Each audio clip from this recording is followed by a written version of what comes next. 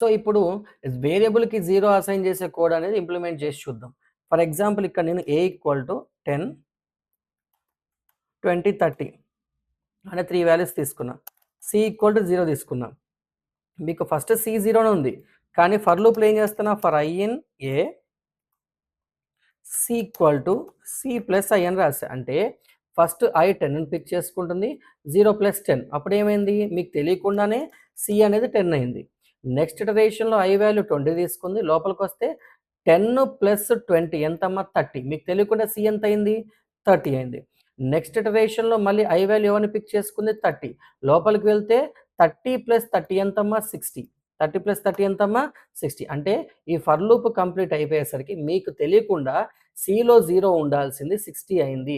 అందుకే for loop complete అయిన తరువాత మీరు గనక ప్రింట్ C చేస్తే మీకుండేదేంటి, 60.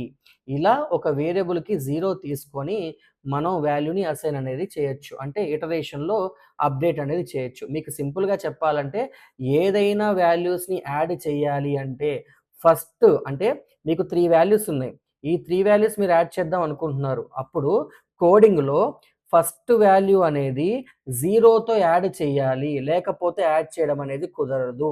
ఇదొక్క లాజిక్ అనేది మనం గుర్తుపెట్టుకోవాలి.